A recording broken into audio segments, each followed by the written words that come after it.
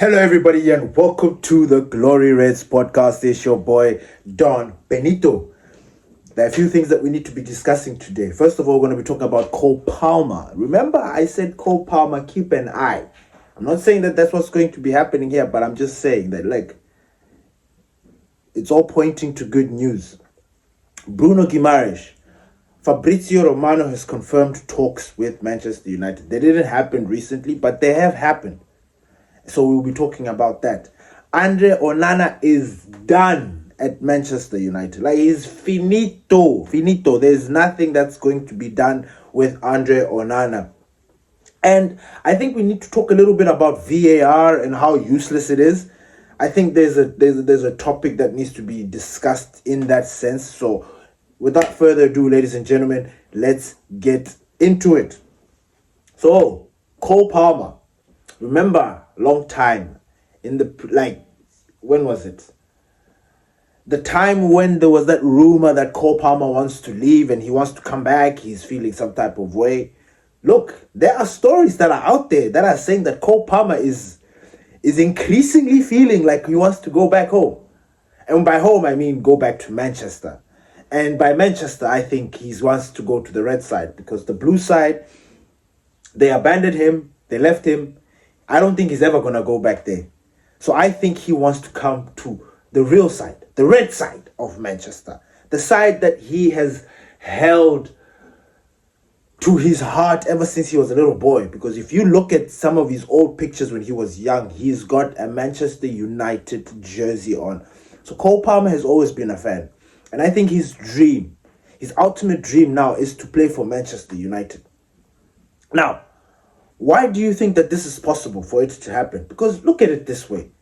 Chelsea at the moment are a dismal team. Their performances are just not up to par. He's looking like a player that is frustrated in the squad. I mean, when they were playing against Everton this weekend, oh my days. I don't know if you guys watched that game. He was so frustrated. You could tell that this guy is, I don't want to say he was fed up, but he looked fed up. He looked like he was done with this Chelsea project. And I think that's where all these rumors and stories are coming in because it's like, oh, Cole Palmer is all of a sudden feeling some type of way. He's not happy. But before it was like, no, he's happy with the project. He's like this, he's like that. But because they lost, there were these rumors that, Cole Palmer is like, look, I'm done. So why are Manchester United linked to Cole Palmer? There has been this strong rumor, this strong topic about Cole Palmer leaving Chelsea and going to Manchester United. And I remember at the time when I spoke, I said, look, there's always, what's the saying? There's always fire when there's smoke, or there's always smoke where there's fire. I use those lines. Look, this rumor didn't just come from nowhere. There is a reason why this topic is being spoken about. And at the time I said, look, don't even pay attention to Liam Rosenauer, or Liam, the coach of Chelsea. Don't pay too much attention to him trying to defend. That is his job. He's supposed to defend his players. He's supposed to sit there and act and look like everything is all hunky-dory. I mean, he came out this weekend and said that his players still support him. His players still back him. Yet Enzo Fernandez had a discussion with Argentinian reporters where he spoke about the sacking of Maresca was a mistake. Everybody was upset. No. That was a slight dig to Rezinha. So clearly there is trouble in paradise at Chelsea. And this is an opportunity. I'm not saying that we're going to get him. Manchester United are going to probably have to cough up some cash. I don't know how much. I don't think it's going to be much considering the downfall that Chelsea has been going through. And I also think it's a little bit tricky because Chelsea have been hit with a fine. They cannot sign players. They've got that ban again that they've had previously. So it's going to be tricky to see how that happens or how that pans out. But the strong links are there. Cole Palmer wants to leave Manchester. He wants to leave Chelsea. And he wants to come to Manchester United. That one is a guaranteed. Trust and believe that that's what's happening. Obviously, the stories are going to be out there saying that he's happy at Chelsea. They're going to defend that story. But as things are going, it is looking more likely that Cole Palmer wants to leave Chelsea and come to Manchester United. Next topic, Bruno Guimaraes. As you know, Manchester United has been linked with so many midfielders. This season, we have been linked with some of the best midfielders out there in the Premier League, to say the least, because most of the midfielders, the only midfielder that we've been linked to that's from outside has been Angelo Stiller. And that story has died. I'm not hearing any rumors about Angelo Stiller anymore. I'm not hearing anything about that. That story looks like it has been It looks like Manchester United are going for Premier League proven, which makes sense because, everybody else would be going for these players that are in the Premier League.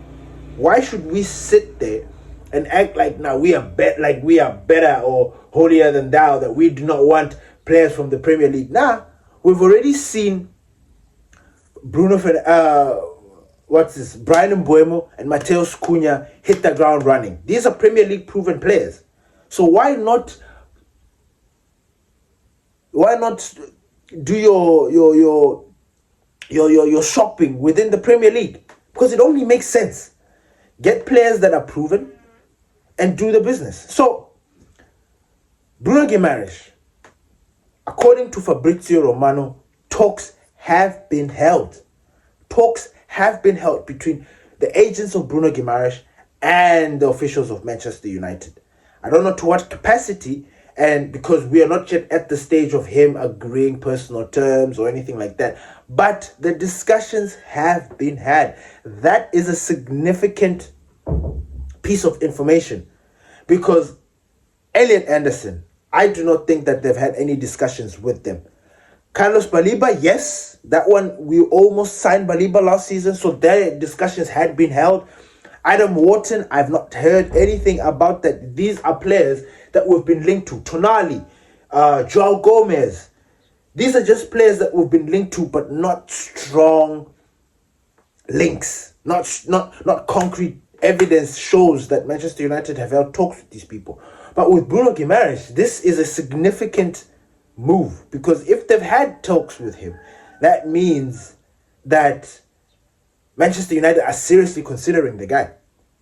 Elliot Anderson, I told you guys that, look, apparently he prefers City.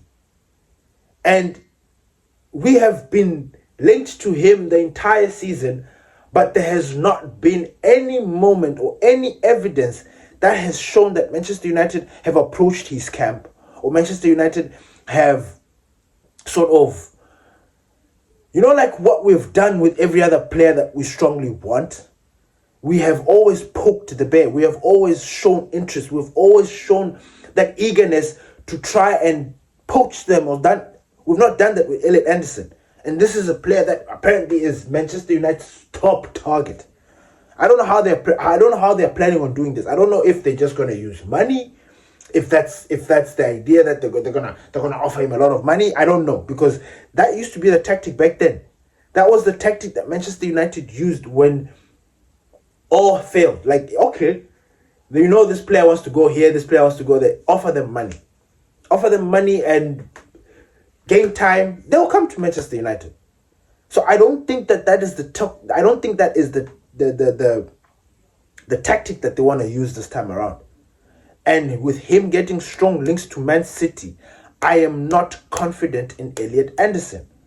But Bruno Guimaraes, because we've already had conversations with his agency, that is a significant step.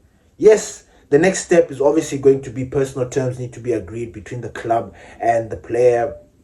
And then from there, once those are discussed, obviously we're going to move into the club to club discussions. Because if the player says yes, the only step now is for the club to name their price.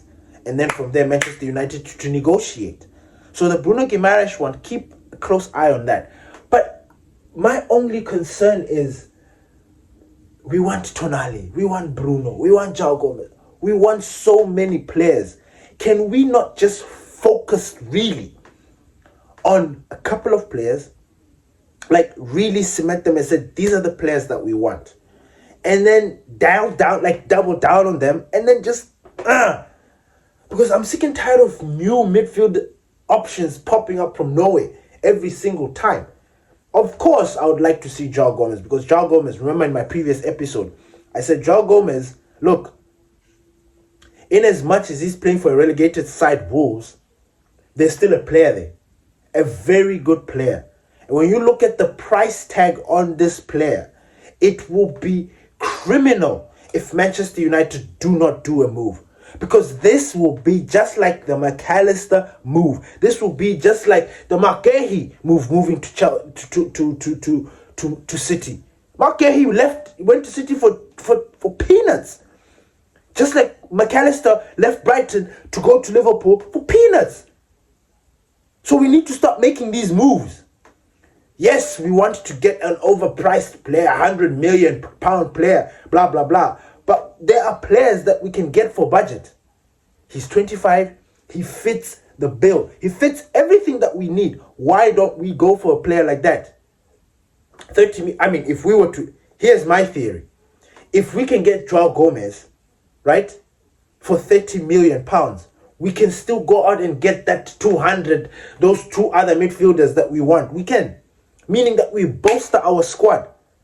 Because when you look at our midfield for next season, the only player that is there that you can truly say will be there is Mainu.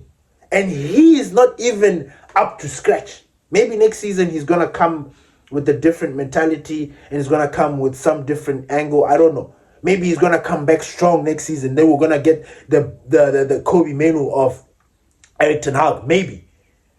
But right now, as far as I'm concerned, we do not have midfielders. If Casemiro leaves, you look at Ugarte. Ugarte has not been performing. He's been making these late cameos. Then you look at Kobe Mainu. He is not a title-winning midfielder. So already, it's easy to say that Manchester United need new midfielders. We need 3 midfielders. Because if Ugarte leaves, which I have a strong feeling, or I have this weird feeling that he might leave, maybe because he has been linked with Galatasaray, he's been linked with Ajax, he's been linked to the move away from Manchester. I don't know how much he's going to cost, because we've paid a lot of money for this player for him to come and flop.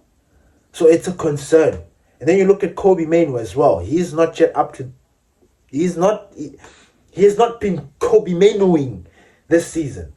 So it's a real concern. It's a real concern for Manchester United. We need to make those midfield purchases as soon as possible. We need to circle down and cement and already identify who we want and just like say, these are the guys that we want.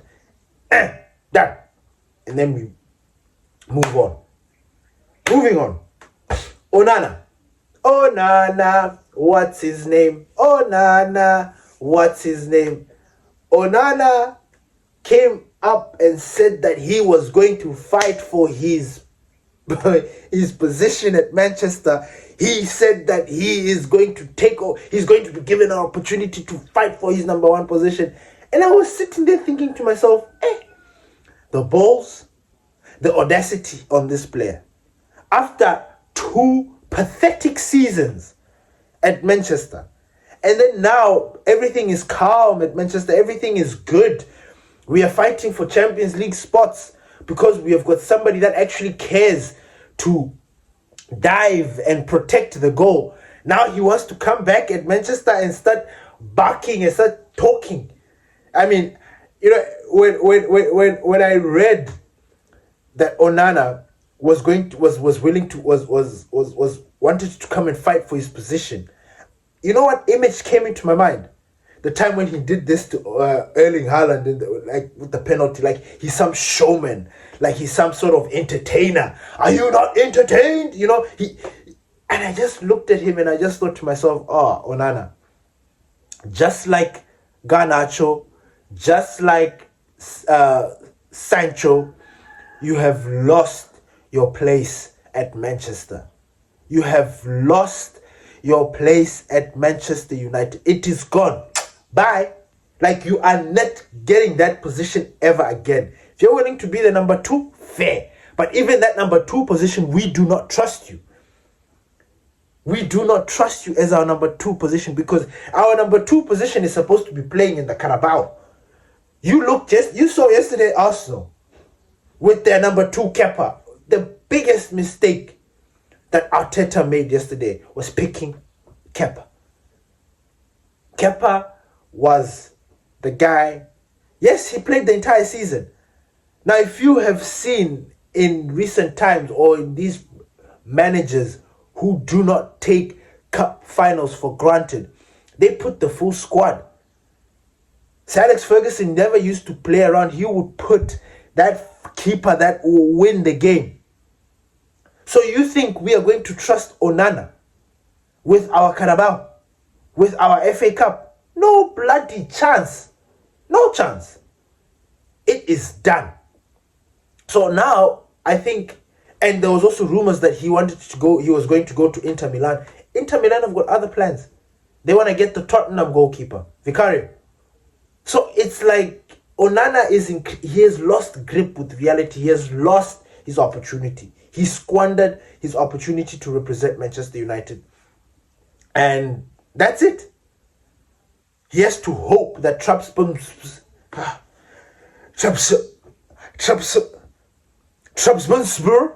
he has to hope Trabzonspor are going to take him on, or going to pay that fee. Otherwise, Manchester United are done. They are looking to sell him. To which club?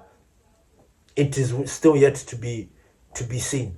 But we will talk about that when the time comes. But Onana is adios. So I'm actually happy about that. Because, like I said, Erik ten Hag, this was the biggest blunder of Erik ten Hag. Sacking David De Gea. I mean, David De Gea would have still been gracing us. He would have still been playing for us with aplomb, representing the badge. Yes, maybe we would have brought in Senny Lomens, but he would have been number 2.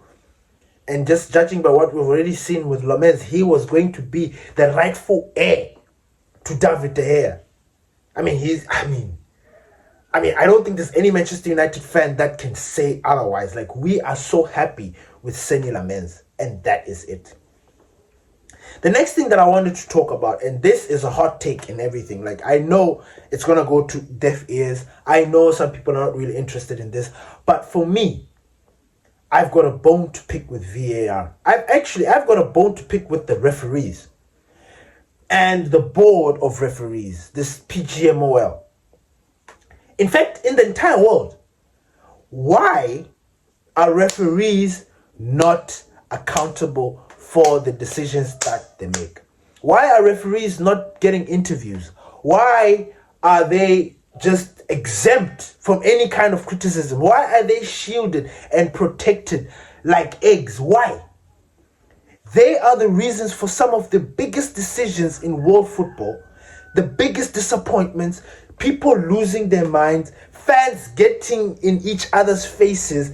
They are the reasons. Yet, they are never put on the spot to explain their decisions, explain the process of them and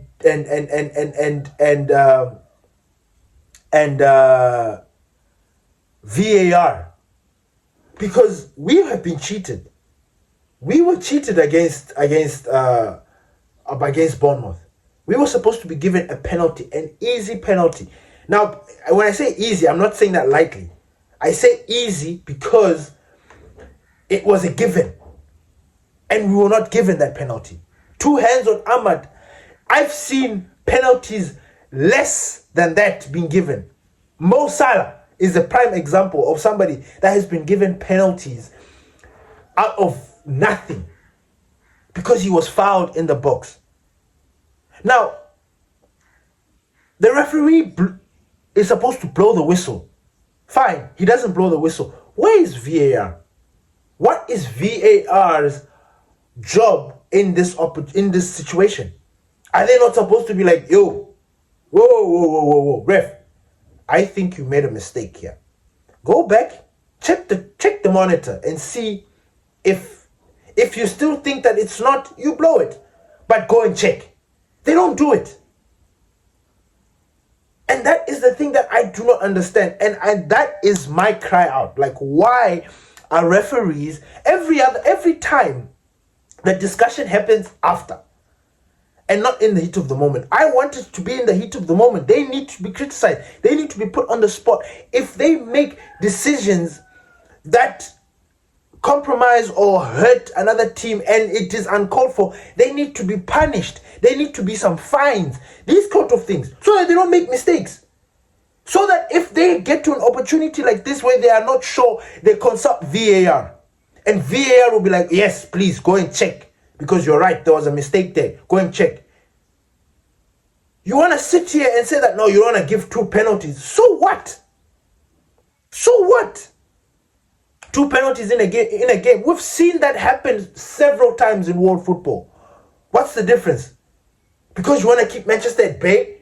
Because you want to keep this? Because it's Manchester.